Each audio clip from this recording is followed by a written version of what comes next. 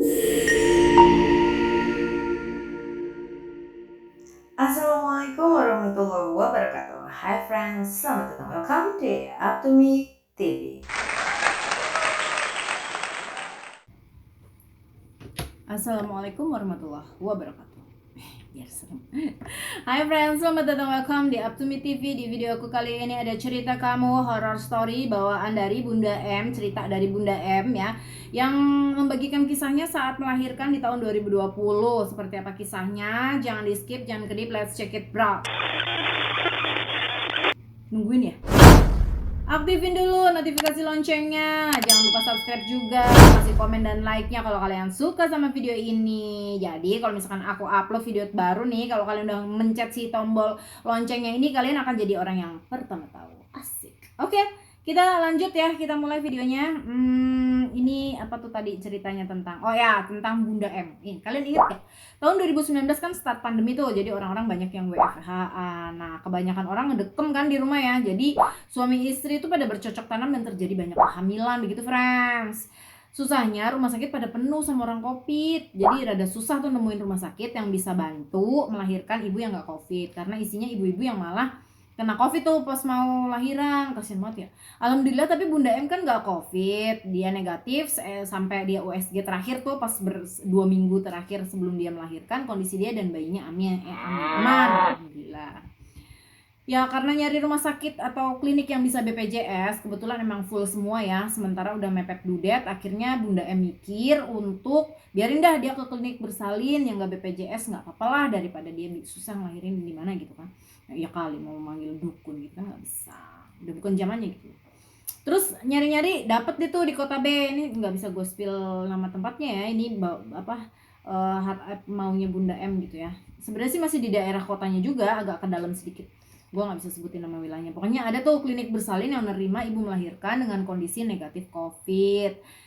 Alhamdulillah deh tuh. Cuma ya gitu, bangunannya itu misah dari gedung utama, karena sebenarnya di gedung utama tuh udah full sama ibu melahirkan dengan kondisi COVID. Jadi dia punya gedung cadangan yang waktu itu sebenarnya bukan untuk ruang rawat inap ya, tetapi untuk kayak gudang gitu. Tapi akhirnya bisa dimodifikasi, dipakai, digunakan untuk ibu-ibu melahirkan yang negatif COVID ya. Nah satu hari Bunda M ini ngerasa dia kayak udah mules-mules gitu loh, udah sering Braxton Hicks gitu ya. Gue kan anaknya 6 jadi gue tau lah ya. Terus berangkat dia diantar motor sama suaminya. Perjalanan dari kota D ke kota B ini adalah sekitar 1 jam, sekitar segitu. Sebelumnya sih Bunda M itu kan udah survei, udah 2 kali juga dia periksa ke tempat yang dia mau melahirkan ini. Cuma memang dia belum masuk ke tempat gedung yang dia mau pakai, dia mau rawat inap, mau melahirkan itu dia belum ke gedung itunya, dia hanya ke gedung utama tempat pendaftaran dan tempat pemeriksaan gitu aja. Begitu udah turun ya sama suster dipakein kursi roda, karena memang SOP-nya seperti itu. Kalau misalkan pasien datang mau melahirkan ataupun pulang habis dari melahirkan, walaupun dia kondisinya sehat dan baik-baik saja, itu tetap dipakein kursi roda. Dan Bunda M duduk di kursi roda, barang-barang yang itu dia bawa tuh ditaruh di pangkuan dia. Si bapak ngurus administrasi, susternya nganterin ke gedung yang tadi mau dipakai buat melahirkan itu. Begitu sampai di pintu depannya, pintu kaca gitu dibuka sama susternya, terus didorong lah Bunda M masuk ke dalam situ. Bunda M celingak-celinguk kok sepi. Nah terus kata si susternya, iya bu tadi abis ada yang pulang pagi gitu. Oh katanya pagi-pagi, oh abis melahirkan pagi-pagi udah pulang, berarti tadi ada orang tapi kondisinya sudah pulang. Jadi saat itu Bunda M sendiri di bangunan itu gitu. Pas masuk itu emang cuman ada meja buat kayak suster jaga gitu, sama meja bidan gitu ya. Terus di depannya itu ada 3 ruangan, terus depannya itu 1 ruangan kayak kamar mandi ya, itu ruangan kamar mandi. Sementara 3 ini mungkin ruang rawat inap atau ruang melahirkan. Pokoknya karena Bunda M belum masuk ya, dia jadi cuma ngeliat-ngeliat gitu-gitu. Akhirnya begitu sampai di depan pintu kamarnya kan biasa mulai lagi dibukain pintunya sama susternya, didorong lah Bunda M masuk ke dalam situ. Bunda M ngeliat-ngeliat, nyebarin pandangan ke ruangan, namanya ruang masuk ruangan baru kan biasa kita. Nah, dia ngeliat di atas itu, di pojokan atas itu, di atas kasurnya posisinya itu plafonnya kayak bekas noda-noda bocor gitu ya. Bunda M terus kepikiran lah gimana juga ini ceritanya kalau misalkan dia lagi nepein atau lagi ngeden atau lagi mulus-mulus terus tiba-tiba lagi nganga terus kejatuhan air hujan, itu mungkin dia ngerasa akan nggak nyaman sama sekali gitu. Sepertinya si suster ini notice ya dengan kondisi Bunda M yang ngelihat ke arah bocoran itu, dia otomatis tiba-tiba langsung pokoknya ngejelasin aja gini, ini udah kita perbaiki kok Bun sebelum kita buka untuk menjadi tempat melahirkan bagi ibu negatif COVID, kata susternya gitu. Ya udah lega lah ya, aman berarti nggak ada masalah karena udah diberesin, mungkin belum dicat aja bagian plafonnya. Oke. Lalu setelah barang-barang itu setelah barang-barang yang diletakkan ya di dalam kan di kasur ya, terus di sebelah kasur tuh biasanya kalau di klinik ya standar lah ada meja kecil, lemari kecil gitu ditaruh barang-barangnya, udah ditaruhin, tasnya dimasukin ke dalam situ sama si suster. Bunda M tuh diajak naik ke atas kasurnya, dan terus suster sebelum meninggalkan Bunda M di kamar sendirian, karena kan si suami masih ngurus admin ya, itu ngasih tahu bahwa di meja tuh kayak ada pencetan tombol buat manggil suster bidannya, biasa kayak ada di rumah sakit juga kayak gitu kan. Akhirnya susternya pun pamitan, Bunda M pun rebahan di situ sendirian. Nah, gak lama dia dengar suara dari samping tuh, dari sampingnya tuh kayaknya sih dimodif jadi, maksudnya bukan bangunan batu gitu, bukan tembok-tembok yang bata gitu ya, kayak dari triplek aja karena urgent kali ya, banyak yang mau ngelahirin tapi pada penuh gitu ruangan. Akhirnya dibikinkan tuh ruangan tadinya bekas gudang dipakai buat itu, jadi kamar-kamarnya tuh kayak dari triplek aja gitu. Jadi kedengeran banget kan di sebelah tuh ada suara gitu kayak narik kasur gitu. Terus jadi dibikinnya sama Bunda M, si suster ini tadi yang tadi keluar tuh itu lagi ngerapiin kamar sebelah, siapa tahu mau ada yang masuk ataupun mungkin tadi bekas orang yang tadi udah keluar pagi-pagi belum dirapiin, jadi si suster ini yang lagi ngerapiin gitu, karena memang suaranya kayak geser-geser kasur kayak gitu. Tiba-tiba ya, namanya orang udah hamil 9 bulan tuh biasanya rasa ingin besernya itu amat sangat besar gitu, dan itu kebetulan Bunda M juga saat itu pengen pipis banget gitu, nungguin suaminya kok nggak datang-datang. Akhirnya dia turun karena emang nggak terlalu tinggi kasur gitu sama lantainya, turun sendiri pun bisa. Kondisinya waktu itu dia lagi nggak mules gitu, bukan lagi kejang perutnya, bukan. Akhirnya dia kebelet pipis, dia nungguin suaminya masih lama, dia lihat itu jam 6 ya, mau maghrib gitu. Nah, akhirnya udahlah Bunda M turun dari kasur, keluar ke arah pintu, karena dia ingat tadi toilet kan ada di depan, nggak ada di dalam kamar. Dia buka pintu, dia cuma ternyata nggak ada orang saat itu, nggak ada orang. Di meja bidan itu juga nggak ada orang. Akhirnya ya udahlah nggak apa-apa lah, si bapaknya juga belum nongol, udah nggak apa-apa. Akhirnya dia beraniin diri gitu kan, pelan-pelan pegang tembok untuk ke kamar mandi tersebut, untuk ke toilet tersebut. Pas dia pegang gerendal pintunya dikunci lah gitu intinya ya. Dia ketok-ketok gitu kan, emang ada suara air kedengeran dari dia di luar. Akhirnya dia ya udah mungkin ada orang, jadi dia nggak jadi, dia duduk tuh di kursi besi yang tadi yang ada di samping toiletnya itu. Dia duduk, habis dia duduk ya udah dia nungguin gitu kan. Terus masuk tuh bapak suaminya nih, si bapak sama suster tuh masuk ke situ, masuk ke ruangan itu, terus nanya, "Loh ibu ngapain di sini?" Gitu. Terus si Bunda M itu bilang lagi nungguin kamar mandi. Suster langsung bingung dong dia, karena ngerasa nggak ada siapa-siapa gitu kan cuma dia yang lagi jaga non. Akhirnya sama si suster tuh dipegang grendel pintunya, kata sebenarnya jangan tadi ada orang kok, saya dengar kok tadi ada suara yang lagi nyalain keran gitu, dan pintunya pun kekunci. Belum selesai si Bunda M mau ngomong kayak gitu, ternyata si suster tuh udah ngebuka pintunya, dan ternyata tuh pintu nggak kekunci. Begitu dibuka, nggak ada siapa-siapa kok Bu gitu. Terus Bunda M juga diem gitu, dia mau ngomong apa ya tadi, dia bener-bener gitu tadi dia buka nggak bisa berkali-kali, makanya sampai dia akhirnya ngetok pintu. Dan ketika dia ngetok baru sekali itu terus langsung ada suara air ngalir, makanya dia urungkan niatnya untuk mengetuk pintu tersebut. Dia memilih untuk ya udah nungguin aja, dia duduk di situ sampai suami dan susternya datang. Tapi kok bisa-bisanya pas dibuka itu dan nggak ada air nyala seperti yang Bunda M dengar tadi. Udah kan ya, selesai dari kamar mandi, Bunda M dituntun masuk sama suaminya. Terus pas di dalam kamar suaminya bilang, "Bu, Aku ntar malam pulang dulu ya, ngambil kartu keluarga. Saya lupa, saya cuma bawa kartu keluarga fotokopian. Ternyata buat akte sekarang harus pakai bawa kartu keluarga yang asli." kata si bapak gitu. Bunda M yang denger langsung marah-marah. Ya enggak Pak, enak aja. Nanti kalau saya tahu-tahu malah mau ngelahirin nggak ada bapak di sini, nanti kalau dikirain saya melahirkan di luar nikah gimana, nggak ada bapak, nggak ada suaminya. Si Bunda M ngadi-ngadi juga ya. Akhirnya terus ya udahlah besok aja diambilnya katanya gitu. Malam ini suaminya nginep dan karena emang pas dicek juga udah bukaan 7 tadi bidan kan ngecek ya. Biasanya nggak lama lagi tuh kan bakalan lahir. Si Bunda tadi udah ngelihat bapak kan gelaran tikar ya.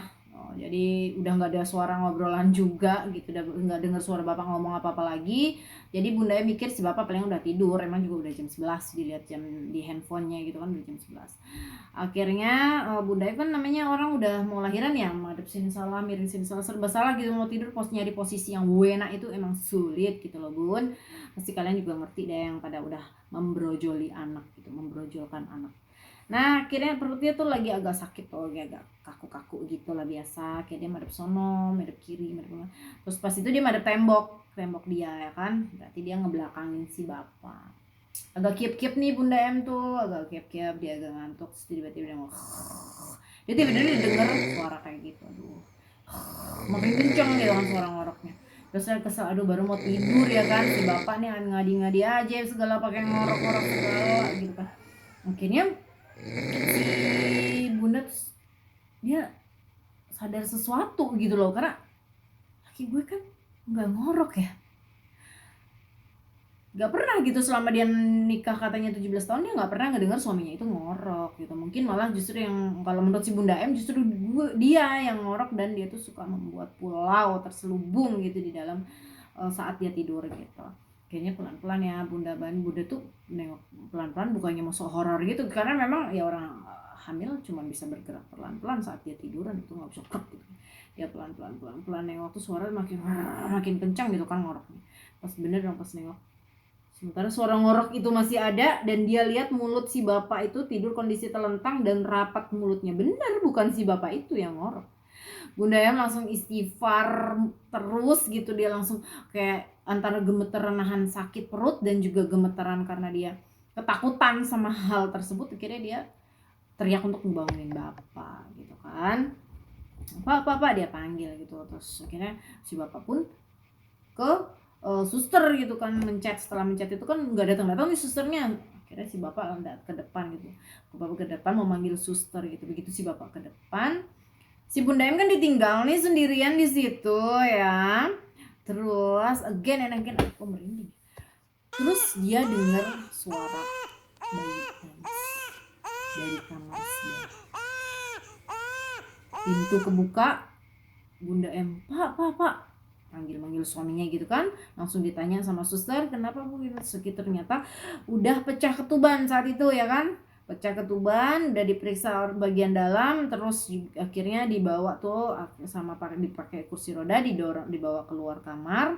Si bapak pun ikutan ada di samping si ibu itu, karena si ibu tuh megangin tangan si bapak itu terus. Si bapak juga mikirnya ya kan itu orang mau ngelahirin gitu ya, udah paling megangin tangan terus mukanya pucat itu dikarenakan cuman ya posisi karena mau ngelahirin aja kan sakit biasanya gitu ya. Akhirnya si bapak terus tetap megangin tangan si Bunda M, suster dorong kursi roda dari belakang, kan itu dia Bunda kamarnya paling depan ya, sementara ternyata tempat bersalin itu di ruangan yang paling ujung, jadi ruangan yang ketiga gitu ya. Ini kan Bunda di pertama. Begitu udah keluar kamar kan depan situ tadi ada toilet kan, set Bunda dibelokin menuju ke arah yang ketiga tadi. Nah, pintu teater 2, pintu ruang rawat inap yang kedua itu posisinya kebuka. Nggak tahu iseng, nggak tahu gimana tuh Bunda M itu yang lagi duduk gini ya kan, dia sambil megangin tangan kirinya itu megangin tangan si bapak. Dia tiba-tiba nengok ke arah kamar yang pintunya emang kebuka sih. Jadi kan kita pernah nggak sih ngalamin kalau misalkan ngelihat udah tahu nih takut sama sesuatu tapi kayak masih ada nggak ya, ada apa nggak ya, malah kayak penasaran gitu ya kan. Dan bener aja sih ketika si Bunda M itu nengok ke dalam kamar nomor 2 itu, dia ngelihat di atas kasur tempat rawat inap itu, di bed kliniknya itu ada sesosok perempuan rambut aut-autan dengan baju pasien putih gitu, dan dia jongkok di atas kasur. megang apa? Bayi. Jadi kayak dia tuh lagi ngelahirin bayinya sendiri gitu, friends. Bunda langsung buru-buru nengok lagi, tangan kanannya langsung nutupin gini. Mungkin dia nyesel banget kenapa dia harus nengok ke ruangan tadi. Akhirnya udah, terus nyampe lah dia di ruang ketiga, karena tadi ketuban udah pecah, terus udah ada darah juga yang ngalir. Proses kelahiran pun langsung dipanggil bidan utamanya gitu kan, langsung. Akhirnya alhamdulillah tuh selama proses itu emang si suami itu megang tangan istrinya terus gitu, karena memang si Bunda M ini nggak mau lepasin tangan aja gitu, terus juga kayak nggak mau melek, nggak tahu apa yang dia lihat Bunda saat itu. Intinya Bunda tuh kayak ngelahirin beda gitu, menurut si bapak tuh beda, karena merem terus gitu, dia kayak ngeden merem ini merem, padahal udah dibilang jangan merem cuma, tapi tiba-tiba terus dia merem terus. Ya udah, proses alhamdulillah lahirlah bayi laki-laki yang sehat, kemudian dibersihkan, semua diurusin, udah diazanin juga sama si bapak. Waktunya balik ke ruang rawat inap, dan karena pengalaman awal dia tadi masuk, dia harus menyaksikan seonggok kuntilanak, mungkin entah apapun, entah makhluk apapun itu sedang melahirkan dengan posisi seperti itu. Akhirnya pas baliknya Bunda tuh nggak mau, dia nggak mau ngeliat, dan dia tetap nunduk aja sambil dia baca-bacaan terus, dia baca istighfar terus, dia baca ayat kursi, baca apapun yang dia bisa saat itu sambil gendong bayinya. Dia nunduk, ada jalan balik ke ruangan rawat inap. Di ruangan dia tadi, Bunda pun buru-buru minta sama suster dan suaminya, "Pak, saya mau pulang sekarang juga." Loh, ini masih malam, ini masih jam 2-an, kalau nggak salah jam 2-an setengah 3. Nggak bisa Bu, nanti orang admin itu nggak bisa ngeluarin surat akte di jam pagi seperti ini. Nggak apa-apa, paling pagi bisa jam berapa? Nah, kayak gitu Bundanya. Paling dikata susternya paling bisa nanti di jam 7. Oke Pak, cepet Pak, ngurus, kita rapi-rapiin aja. Wah, emang kenapa gitu? Emang ibu nggak capek? Gitu. Enggak, coba tolong dicek aja apakah kondisi saya dan bayi sehat untuk bisa secepatnya keluar dari sini. Kenapa sih Bu? Kata susternya gitu kan. Biasa kita 2 hari untuk perawatan, untuk rawat inap, dan ibu pun juga sudah membayar untuk 2 hari. Kata susternya mencoba menjelaskan dan mencoba menenangkan seperti itu. Terus kata si bapak, "Iya loh Bu, udah dibayar semuanya tuh, uang udah dibayar di awal untuk penginapan 2 hari, ngurus bayi gitu segala macam. Tapi baru setengah hari kan, dari jam 6 kemarin ke pagi itu dia udah pengen pulang." Ya udah, kata nggak apa-apa, udah biarin, kata si Bunda M, udah nggak apa-apa, biarin, uang itu saya nggak akan minta lagi. Terus untuk urusan akte nanti biar suami saya aja, begitu saya sudah sampai di rumah udah ini, biar suami saya yang ngurus, bisa kan Mbak gitu. Dipastikan seperti itu, katanya bisa. Akhirnya jam 6:30 Bunda M pun, begitu admin bukanya ya, adminnya buka langsung, bapak itu katanya buka jam 6, bapak itu langsung ke sono, langsung ngurusin surat kepulangan. Bunda M pun minta dipanggilin Grab car gitu kan sama si bapak, sambil terus si bapak ke ruang admin. Udah datang, dia keluar, si bapak masih ngurusin di admin tadi. Bunda M diantar sambil megang bayinya, diantar sama si suster pakai kursi roda again ya, itu SOP-nya. Keluar dari tempat itu, kayak Bunda M tuh udah antara pengen nengok, gak pengen nengok, tapi pengen buru-buru cepet, minta didorongin cepetan gitu. Tapi ya udah, sebenarnya jaraknya nggak jauh, tapi kayak lama banget gitu loh menuju pintu keluarnya. Akhirnya udah, begitu sampai di luar, langsung Bunda M itu ditanya sama susternya, "Ibu kenapa, lihat apa?" Kayak gitu. Bunda M terus juga udah nggak gitu dong, kok lihat apa tau. "Enggak sus, emang kenapa?" "Emang kenapa?" Enggak Bu, soalnya kebetulan yang pulang kemarin pagi juga kondisinya sama kayak ibu gitu. Apapun yang ibu lihat, semoga ibu kuat, ibu istighfar aja, banyak-banyak baca-bacaan, insya Allah makhluk-makhluk kayak gitu sih nggak akan ngeganggu kok sebenarnya." Dalam hati, nggak ngeganggu gimana, gue udah terlanjur ngeliat, ngedenger, itu kan sama aja ya, sama aja ngeganggu psikis orang yang melahirkan, ya nggak sih? Udah harusnya ngedenger kesakitan, terus tiba-tiba harus ngalamin kejadian seperti itu. Alhamdulillah banget, tapi hari itu Bunda M akhirnya jam 7-an lewat datang Grabnya. Setelah ngobrol sama susternya kayak gitu, dia juga udah nggak pengen deh ngomong lama-lama, udah ya diem aja, udah iya Bu, iya sus, cuman bilang gitu dah. Akhirnya dia pulang, setelah dia keluar dari parkiran tuh dia gitu kan, bapaknya naik motor ya, terus bapaknya naik motor, Bunda M sama bayinya gitu kan. Udah, akhirnya dia sampai di rumah, terus ya udah akhirnya sampailah di hadapan kalian cerita dari Bunda M saat melahirkan. Aduh, keringetan tadi, agak deg-degan dan emang apa sih namanya, merinding juga sih tadi ya, apalagi pas part yang Bunda M nengok tadi. Ya udah, sekian dulu cerita horror story, cerita kamu Bunda M di Kota D. Terima kasih udah mengirimkan ceritanya. Gue tunggu cerita-cerita kalian yang lainnya. Jangan cuma horror juga, karena ketika membawakan cerita horror nih ya, karena gimana ya, namanya itu kejadian nyata dari kalian, jadi terasanya tuh vibes-nya tuh kayak gue juga ada di situ gitu. Ya Allah, kalau bisa jangan cerita horor terus ya, kirimin juga cerita-cerita cinta kalian, kisah-kisah inspiratif dari kalian, supaya Up to Me TV viewers lainnya juga bisa mengambil hikmah dari setiap kejadian yang kalian ceritakan. Oke? It's okay not to be okay as long as you are not giving up. Andra pamit mundur dulu. Wassalamualaikum warahmatullahi wabarakatuh. Bye.